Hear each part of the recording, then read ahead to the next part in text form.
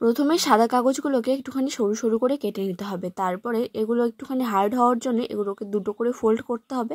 করার পরে একটা কাগজের মধ্যে আঠা লাগিয়ে নিয়ে পরপর এগুলোকে সাজিয়ে নিতে হবে একদম লম্বা লম্বাভাবে। আর এমনভাবে গ্যাপ রাখতে হবে যাতে ভেতর দিয়ে ওপর নিচ করে আর একগুলো কাগজ এটার মধ্যে রাখা যায়। যেহেতু কুলো বানাবো তো সিম্পল বানালে একদমই ভালো লাগবে না, একটুখানি বাঁশের কাজের মতো দেখালে বেশ ভালো লাগবে। তারপর একটা কাগজ কুলোর মতো সাইজে কেটে নিয়ে এটার উপর বসিয়ে নিতে হবে। তারপরে কিন্তু সাইজ করে পুরোটাকে কেটে নিতে হবে। আর খেয়াল রাখতে হবে আঠাটা পুরোটা যেন শুকিয়ে যায়, আর যদি না শুকায় তাহলে কিন্তু খুলে খুলে আসার চান্স থাকবে।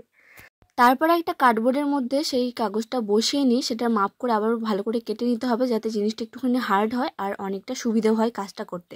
তারপর সেই কেটে রাখা কাগজটা এটার মধ্যে বসিয়ে নিতে হবে। আর কুলোর নিচের সাইডটা যেহেতু একটুখানি বাড়তি থাকে তো সেই জায়গাটা কিন্তু ভালো করে কেটে নিয়ে মাঝখানটা আমাদেরকে বাদ দিয়ে দিতে হবে যাতে দেখতে একদম পুরো কুলোর মতো লাগে। তারপর ওদিকে দেখো ভালো করে আঠা দিয়ে এই সাইডটাতে ভালো করে জড়ি লাগিয়ে নিয়েছি। তোমরা চাইলে কাগজও লাগাতে পারো, তার উপর নিজেদের মতো কালার করতে পারো তোমরা। আমাদের এখানে লাল হলুদের উপরে এই কাজটি ছিল।